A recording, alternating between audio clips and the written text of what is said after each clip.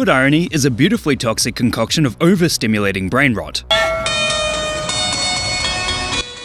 Yet, it's pretty safe to say that this toxic mashup of intertwining elements has become one of the most popular forms of entertainment in digital culture. Not only has it peaked several times in Google Trends, but its influence is clear across the board over the past decade or so.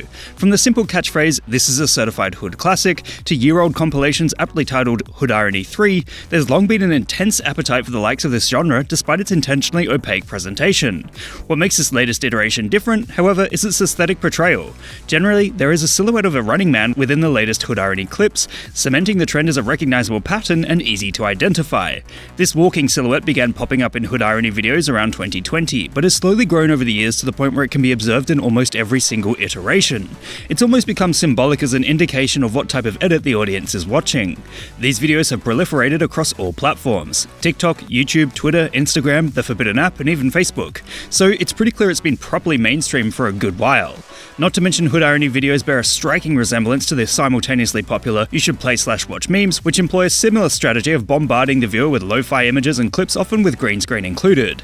And when it comes down to it, this insane conglomeration of repetitive imagery and visuals is extremely similar to the manner in which MLG compilations used to tickle the brain of online audiences back in the early 2010s. The consistent barrage of loud noises and whacked-out visuals runs parallel across both trends, demonstrating how meme culture can evolve over a period of 10 years and still reference itself heavily. Or perhaps one could demonstrate it as an evolution of Arab funny, wherein heavily compressed and generation-lost videos fly across the screen seemingly at random, referencing real-life content one might find online with strange editing and weird structures. There are just so many identities relevant to trends and edits of the last 10 years that Hood Irony feels fresh, yet extremely familiar, as it stands on the shoulders of giants but manages to put its own spin on the works of prior artists. Perhaps the most interesting aspect of these trends is the fact that their distinct placement of different elements is what makes them appear to be the same.